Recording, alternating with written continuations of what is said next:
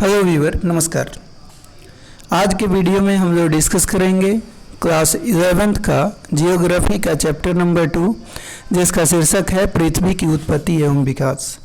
तो मैं बताना चाहूँगा कि यदि आप इस चैनल पे नए हैं तो हिस्ट्री का हमने क्लास 6 से लेकर क्लास 8 तक ऑलरेडी सारा प्लेलिस्ट बनाकर वीडियो अपलोड कर दिया है, उसको आप देख सकते हैं। साथ ही साथ आप 11th का ज्योग्राफी का चैप्टर नंबर 1 अपलोड कर दिया गया है, उसको भी देख सकते हैं। और चैप्टर 2 आज के वीडियो के माध्यम से हम लोग पूरा करेंगे। तो दोस्तों, यदि आप इस चैनल पर नए हैं तो प्लीज़ चैनल को सब्सक्राइब कर दीजिए, वीडियो अंत तक देखिए, पसंद आए तो लाइक कीजिए और अपने दोस्तों तक ज़रूर पहुंचाइए। तो चलिए स्टार्ट करते हैं आज का चैप्टर नंबर 2, जिसका शीर्षक है पृथ्वी की उत्पत्ति एवं विकास। क्या आपको वह कविता याद है? आपने अपनी नर्सरी की कक्षा में पढ़ी थी, ट्विंकल ट्विंकल लिटिल स्टार। बचपन से ही तारों भरी रातों ने हमें बहुत आकर्षित किया है। आपने भी इन तारों के बारे में सोचा होगा और न जाने कितने सवाल आपके दिमाग में आए होंगे। कुछ इस प्रकार के प्रश्न जैसे कि आकाश में कितने तारे हैं, ये तारे आखिर बने कैसे, क्या कोई आकाश का अंत तक पहुंचा है या पहुंच सकता है। इन प्रश्नों के अतिरिक्त और भी कई प्रश्न आपके दिमाग में आए होंगे। इस अध्याय में हम लोग इसी गुत्थी को सुलझाने का प्रयास करेंगे और इस अध्याय में आप यह जानेंगे कि ये टिमटिमाते तारे, छोटे तारे, टिमटिमाते तारे, छोटे तारे, बड़े तारे कैसे बने। इसके साथ ही आप पृथ्वी की उत्पत्ति एवं विकास की कहानी भी जानेंगे। आरंभिक सिद्धांत, पृथ्वी की उत्पत्ति की आरंभिक सिद्धांत। पृथ्वी की उत्पत्ति के संबंध में वैसे तो विभिन्न दार्शनिकों एवं वैज्ञानिकों ने अनेक परिकल्पनाएं प्रस्तुत की हैं। इनमें से एक प्रारंभिक एवं लोकप्रिय मत जर्मन दार्शनिक इमैनुअल कांट का है। 1796 ईस्वी में गणितज्ञ लाप्लेस ने इसका संशोधन प्रस्तुत किया, जो निहारिका परिकल्पना नेब्यूलर हाइपोथेसिस के नाम से भी विख्यात है। इस परिकल्पना के अनुसार ग्रहों का निर्माण धीमी गति से घूमते पदार्थों के बादल से हुआ, जो सूर्य की युवा अवस्था से संबंध था। बाद में 1900 में चेम्बरलेन और मोल्टन ने कहा कि ब्रह्मांड एक अन्य भ्रमणशील तारा सूर्य के निकट से गुजरा। इसके परिणाम स्वरूप तारे के गुरुत्वाकर्षण से सूर्य सतह से सिगार के आकार का कुछ पदार्थ निकलकर अलग हो गया। यह तारा जब सूर्य से दूर चला गया तो सूर्य सतह से बाहर निकला हुआ यह पदार्थ सूर्य के चारों ओर घूमने लगा और यहीं धीरे धीरे संघनित होकर ग्रहों के रूप में परिवर्तित हो गया। पहले सर जेम्स और बाद में सर हेरोल्ड जेफरी ने इस मत का समर्थन किया। यद्यपि कुछ समय बाद के तर्क सूर्य के साथ एक और साथी तारे के होने की बात मानते हैं। ये तर्क द्वैतारक सिद्धांत के नाम से जाने जाते हैं। 1950 में रूस के ऑटो शिमिड एवं जर्मनी के कार्ल वाइजस्कर ने निहारिका परिकल्पना में कुछ संशोधन किया, जिसमें विवरण भिन्न था। उनके विचार से सूर्य एक सौर निहारिका से घिरा हुआ था, जो मुख्यतः हाइड्रोजन, हीलियम और धूल कणों की बनी थी। इन कणों के घर्षण व टकराने से एक चपटी तस्तरी आकृति के बादल का निर्माण हुआ और अभिवृद्धि प्रक्रम द्वारा ही ग्रहों का निर्माण हुआ।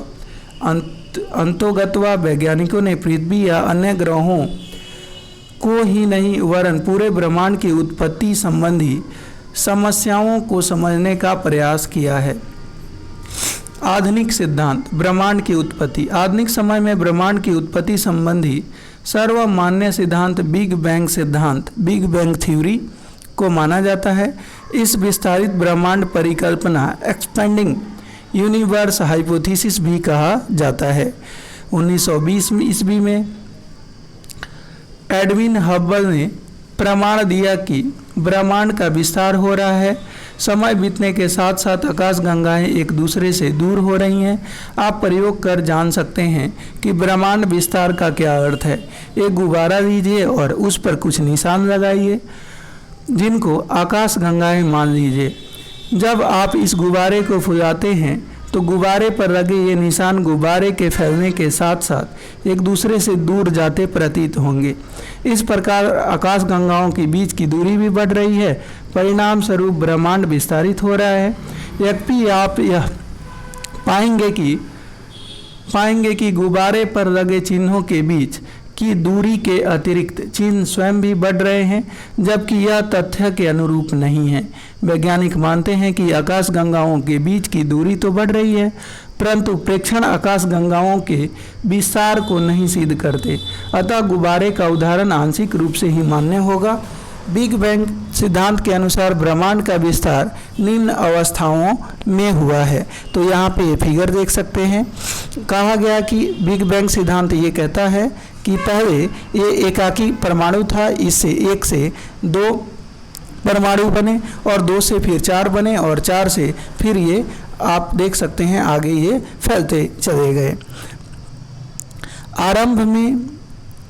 आरंभ में वो सभी पदार्थ जिनसे ब्रह्मांड बना है अति छोटे गोलक यानी एकाकी परमाणु के रूप में ही एक ही स्थान पर स्थित थे, जिसका आयतन अत्यधिक सूक्ष्म एवं तापमान घनत्व अनंत था।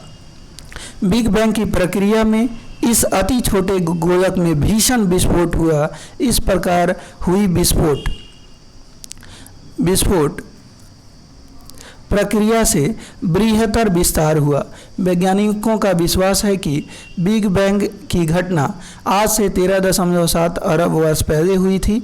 ब्रह्मांड का विस्तार आज भी जारी है। विस्तार के कारण कुछ ऊर्जा पदार्थों में परिवर्तित हो गई। विस्फोट के बाद 1 सेकंड के अल्पांश के अंतर्गत ही बृहद विस्तार हुआ। इसके बाद विस्तार की गति धीमी पड़ गई। बिग बैंग होने के आरंभिक 3 मिनट के अंतर्गत ही पहले परमाणु का निर्माण हुआ। बिग बैंग से 3 लाख वर्ष के दौरान तापमान 4500 केल्विन तक गिर गया और परमाणुीय पदार्थ का निर्माण हुआ। ब्रह्मांड पारदर्शी हो गया। ब्रह्मांड के विस्तार का अर्थ है आकाशगंगाओं के बीच की दूरी में विस्तार होना। हॉयल ने इसका विकल्प स्थिर अवस्था संकल्पना यानी स्टीडी स्टेट कॉन्सेप्ट के नाम से प्रस्तुत किया। इस संकल्पना के अनुसार ब्रह्मांड किसी भी समय एक ही जैसा रहा है। यद्यपि ब्रह्मांड के विस्तार संबंधी अनेक प्रमाणों के मिलने पर वैज्ञानिक समुदाय अब ब्रह्मांड विस्तार सिद्धांत के ही पक्षधर हैं। तारों का निर्माण प्रारंभिक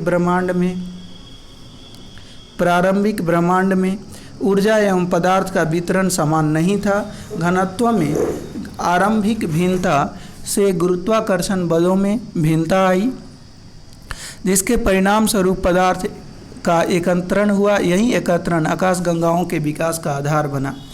एक आकाशगंगा असंख्य तारों का समूह है। आकाशगंगा का विस्तार इतना अधिक होता है कि उनकी दूरी हजारों प्रकाश वर्षों में मापी जाती है। एक अकेली आकाशगंगा का व्यास 80,000 से 1,50,000 वर्ष के बीच हो सकता है। एक आकाशगंगा के निर्माण की शुरुआत हाइड्रोजन गैस से बने विशाल बादलों के संचयन से होती है, जिसे निहारिका कहा गया। क्रमशः इस बढ़ती हुई निहारिका में गैसों के झुंड विकसित हुए। ये झुंड बढ़ते बढ़ते घने गैसीय पिंड बने, जिनसे तारों का निर्माण आरंभ हुआ। ऐसा विश्वास किया जाता है कि तारों का निर्माण लगभग 5 से 6 अरब वर्ष पहले हुआ। प्रकाश वर्ष लाइट ईयर समय का नहीं वरन दूरी का मापक है। प्रकाश की गति 3 लाख किलोमीटर प्रति सेकंड है। विचारणीय है कि 1 साल में प्रकाश जितनी दूरी तय करेगा वह 1 प्रकाश वर्ष होगा। यह 9.4611012 किलोमीटर के बराबर है। पृथ्वी व सूर्य की दूरी 14,95,96,000 किलोमीटर है। प्रकाश वर्ष के संदर्भ में यह प्रकाश वर्ष का केवल 8.311 है। ग्रहों का निर्माण ग्रहों के विकास की निम्नलिखित अवस्थाएं मानी जाती हैं। तारे निहारिका के अंदर गैस के गुंथित झुंड हैं। इस गुंथित झुंडों में गुरुत्वाकर्षण बल से गैसीय बादल में क्रोड का निर्माण हुआ और इस गैसीय क्रोड के चारों तरफ से गैस व धूल कण की घूमती हुई तस्तरी विकसित हुई। अगली अवस्था में गैसीय बादल का संघनन आरंभ हुआ और क्रोड को ढकने वाले पदार्थ छोटे गोले के रूप में विकसित हुआ। ये छोटे गोले संसंजन अणुओं में पारस्परिक आकर्षण प्रक्रिया द्वारा ग्रहाणुओं में विकसित हुए। संगठन की क्रिया द्वारा बड़े पिंड बनने शुरू हुए और गुरुत्वाकर्षण बल के परिणाम स्वरूप ये आपस में जुड़ गए। छोटे पिंडों की अधिक संख्या ही ग्रहाणु हैं। अंतिम अवस्था में इन अनेक छोटे ग्रहाणुओं के सहवर्धित होने पर कुछ बड़े पिंडों के ग्रह के रूप में बने। सौर मंडल। हमारे सौर मंडल में 8 ग्रह है। निहारिका को सौर मंडल का जनक माना जाता है। उसके ध्वस्त होने व क्रोड के बनने का शुरुआत लगभग 5 से 5.6 अरब वर्ष पहले हुआ।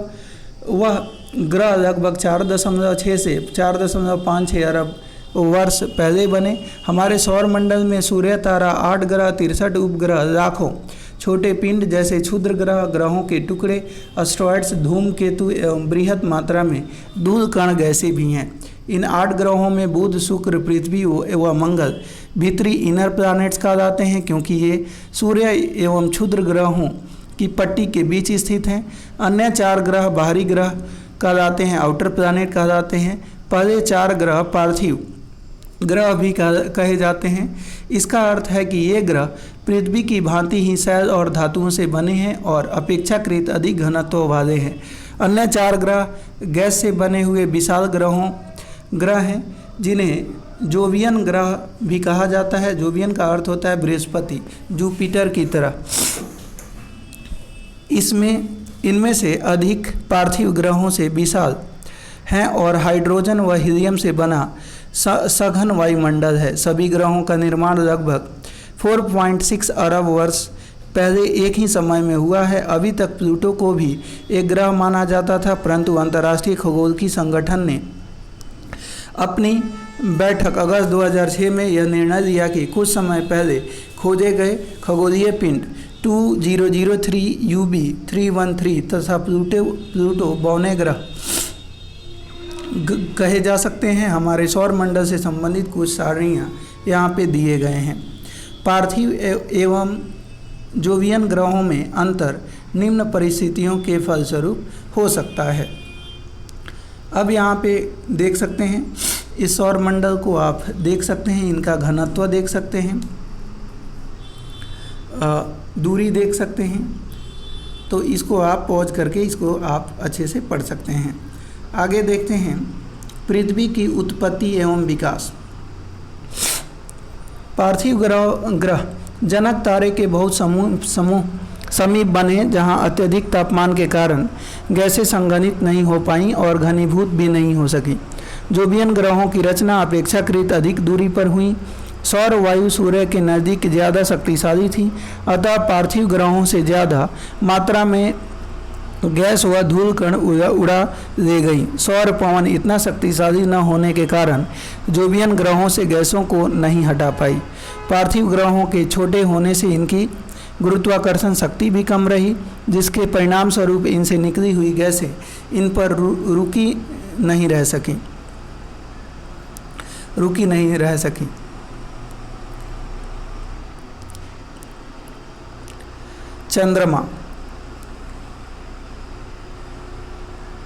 चंद्रमा पृथ्वी का अकेला प्राकृतिक उपग्रह है।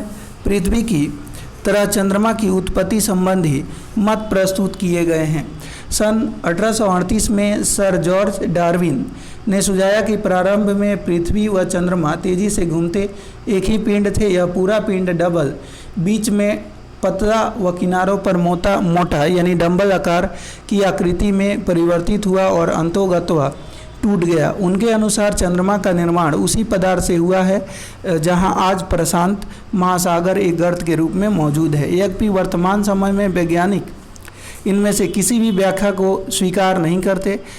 ऐसा विश्वास किया जाता है कि पृथ्वी के उपग्रह के रूप में चंद्रमा की उत्पत्ति चंद्रमा की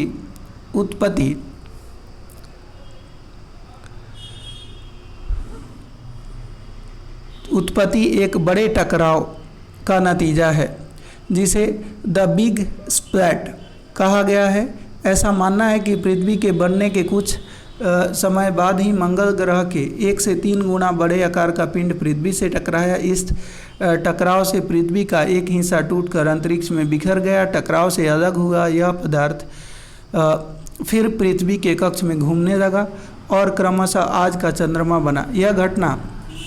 यह चंद्रमा की उत्पत्ति लगभग 4.44 अरब वर्ष पहले की है। पृथ्वी का उद्भव। आप जानते हैं कि प्रारंभ में पृथ्वी चट्टानी गर्म और वीरान ग्रह थी जिसका वायुमंडल विरल था, जो हाइड्रोजन व हीलियम से बना था। यह आज की पृथ्वी के वायुमंडल से बहुत अलग था। अतः कुछ ऐसी घटनाएं एक क्रिया अवश्य हुई होगी जिनके कारण चट्टानी वीरान और गर्म पृथ्वी एक ऐसे सुदूर ग्रह में परिवर्तित हुई जहां बहुत सा पानी तथा जीवन के अनुकूल वातावरण उपलब्ध हुआ। अगले कुछ भागों में आप पढ़ेंगे कि आज से 460 करोड़ साल के दौरान इस ग्रह पर जीवन का विकास कैसे हुआ। पृथ्वी की संरचना परतदार है। वायुमंडल के बाहरी छोर से पृथ्वी के क्रोड तक जो पदार्थ हैं वे एक समान नहीं हैं। वायुमंडलीय पदार्थ का घनत्व सबसे कम है। पृथ्वी की सतह से इसके भीतरी भाग तथा अनेक मंडल हैं और हर एक भाग के पदार्थ की अलग विशेषताएं हैं। पृथ्वी की परतदार संरचना कैसे विकसित हुई। स्थल मंडल का विकास। ग्रहाणु एवं दूसरे खगोलीय पिंड ज़्यादातर एक जैसे ही घने और हल्के पदार्थों के मिश्रण से बने हुए हैं। उल्काओं के अध्ययन से हमें इस बात का पता चलता है कि बहुत से ग्रहाणुओं के इकट्ठे होने से ग्रह बने। पृथ्वी की रचना भी इसी प्रक्रम के अनुरूप है। जब पदार्थ गुरुत्व बल के कारण संहत हो रहा था तो उन इकट्ठा होते पिंडों ने पदार्थ को प्रभावित किया। इससे अत्यधिक ऊष्मा उत्पन्न हुई। यह क्रिया जारी रही और उत्पन्न ताप से पदार्थ पिघलने गलने लगा। ऐसे पृथ्वी की उत्पत्ति के दौरान और उत्पत्ति के तुरंत बाद हुआ। अत्यधिक ताप के कारण पृथ्वी आंशिक रूप से द्रव्य अवस्था में रह गई और तापमान की अधिकता के कारण ही हल्के और भारी घनत्व के मिश्रण वाले पदार्थ घनत्व के अंतर के कारण अलग होना शुरू हो गए। इसी अलगाव से भी भारी पदार्थ जैसे लोहा पृथ्वी के केंद्र में चले गए और हल्के पदार्थ पृथ्वी की सतह या ऊपरी भाग की तरफ आ गए। समय के साथ यह और ठंडे हुए और ठोस रूप में परिवर्तित होकर छोटे आकार के हो गए। अंतोगत्वा यह पृथ्वी की भू पर पट्टी के रूप में विकसित हो गए। हल्के व भारी घनत्व वाले पदार्थों के पृथक होने की इस प्रक्रिया को विभेदन कहा जाता है। चंद्रमा की उत्पत्ति के दौरान भीषण संघट आप इसको पॉज करके आप देख सकते हैं, ये इम्पोर्टेंट है। भीषण संघट के कारण पृथ्वी का तापमान पुनः बढ़ा या फिर ऊर्जा उत्पन्न हुई और यह विभेदन का दूसरा चरण था। विभेदन की इस प्रक्रिया द्वारा पृथ्वी का पदार्थ की अनेक परतों से अलग हो गया। पृथ्वी के धरातल से क्रोड तक कई परतें पाई जाती हैं। क्रस्ट, प्रावार, बाह्य क्रोड और आंतरिक क्रोड पृथ्वी के ऊपरी भाग से आंतरिक भाग तक पदार्थ का घनत्व बढ़ाता है। हर परत की विशेषताओं का विस्तार पूर्वक अध्ययन हम अगले अध्याय में करने वाले हैं। वायुमंडल एवं जलमंडल का विकास। पृथ्वी के वायुमंडल की वर्तमान संरचना में नाइट्रोजन एवं ऑक्सीजन का प्रमुख योगदान है। वायुमंडल की संरचना व संगठन 8वें अध्याय में बताई गई है। वर्तमान वायुमंडल के विकास की 3 अवस्थाएं हैं। इसकी पहली अवस्था में आदिकालिक वायुमंडलीय गैसों की हास है। दूसरी अवस्था में पृथ्वी के भीतर से निकली भाप एवं जलवाष्प ने वायुमंडल के विकास में सहयोग किया। अंत में वायुमंडल की संरचना को जैवमंडल के प्रकाश संश्लेषण प्रक्रिया ने संशोधित किया। प्रारंभिक वायुमंडल जिसमें हाइड्रोजन व हीलियम की अधिकता थी सौर पवन के कारण पृथ्वी से दूर हो गया। ऐसा केवल पृथ्वी पर ही नहीं वरन सभी पार्थिव ग्रहों पर हुआ होगा। अर्थात सभी पार्थिव ग्रहों से सौर पवन के प्रभाव के कारण आदिकालिक वायुमंडल या तो दूर धकेल दिया गया या समाप्त हो गया। यह वायुमंडल विकास की पहली अवस्था थी। पृथ्वी के ठंडे होने और विभेदन के दौरान पृथ्वी के इसी से आज के वायुमंडल का उद्भव हुआ। आरंभ में वायुमंडल में जलवाष्प, नाइट्रोजन, कार्बन डाइऑक्साइड, मीथेन व अमोनिया की अधिक मात्रा में उपस्थिति थी और स्वतंत्र ऑक्सीजन बहुत कम था। वह प्रक्रिया जिसमें पृथ्वी के भीतरी भाग में गैसें धरती पर आईं, इसे गैस उत्सर्जन कहा जाता है। लगातार ज्वालामुखी विस्फोट से वायुमंडल में जलवाष्प व गैस बढ़ने लगी। पृथ्वी के ठंडा होने के साथ साथ जलवाष्प का संघनन शुरू हो गया। वायुमंडल में उपस्थित कार्बन डाइऑक्साइड के वर्षा के पानी में घुलने से तापमान और अधिक गिरावट आई। फलस्वरूप अधिक संघनन व अत्यधिक वर्षा हुई। पृथ्वी के धरातल पर वर्षा का जल गर्त में इकट्ठा होने लगा जिसे महासागर बने। पृथ्वी पर उपस्थित महासागर पृथ्वी की उत्पत्ति से लगभग 50 करोड़ साल के अंतर्गत बने। इससे हमें पता चलता है कि महासागर 400 करोड़ साल पुराने हैं। लगभग 380 करोड़ साल पहले जीवन का विकास आरंभ हुआ। यद्यपि लगभग 250 से 300 करोड़ साल पहले प्रकाश संश्लेषण प्रक्रिया विकसित हुई। लंबे समय तक जीवन केवल महासागरों तक सीमित रहा। प्रकाश संश्लेषण की प्रक्रिया द्वारा ऑक्सीजन में बढ़ोतरी महासागरों की देन है। धीरे धीरे महासागर ऑक्सीजन से संतृप्त हो गए और वायुमंडल में ऑक्सीजन की मात्रा 200 करोड़ वर्ष पूर्व पूर्ण रूप से भर गई। जीवन की उत्पत्ति। पृथ्वी की उत्पत्ति का अंतिम चरण जीवन उत्पत्ति व विकास से संबंधित है। निसंदेह पृथ्वी का आरंभिक वायुमंडल जीवन के विकास के अनुकूल नहीं था। आधुनिक वैज्ञानिक जीवन की उत्पत्ति का एक तरह की रासायनिक प्रतिक्रिया बताते हैं जिसे पहले जटिल जैव यानी कार्बनिक अणु कॉम्प्लेक्स ऑर्गेनिक मोलिक्यूल्स बने और उनका समूहन हुआ। यह समूहन ऐसा था जो अपने आप को दोहराता था, पुनः बनने में सक्षम था और निर्जीव पदार्थ को जीवित तत्वों में परिवर्तित कर सकता था। हमारे ग्रह पर जीवन के चिन्ह अलग अलग समय की चट्टानों में पाए जाने वाले जीवाश्म के रूप में हैं। 300 करोड़ साल पुराने भूगर्भिक शैलों में पाई जाने वाली सूक्ष्मदर्शी संरचना आज की शैवाल की संरचना से मेल खाती है। यह कल्पना की जा सकती है कि इससे पहले समय में साधारण संरचना वाली शैवाल रही होगी। यह माना जाता है कि जीवन का विकास लगभग 380 करोड़ वर्ष पहले आरंभ हुआ। एक कोशीय जीवाणु से आज के मनुष्य तक जीवन के विकास का सार भूवैज्ञानिक काल मापक्रम से प्राप्त किया जा सकता है, जो भूवैज्ञानिक काल मापक्रम पृष्ठ संख्या 18 में दर्शाया गया है।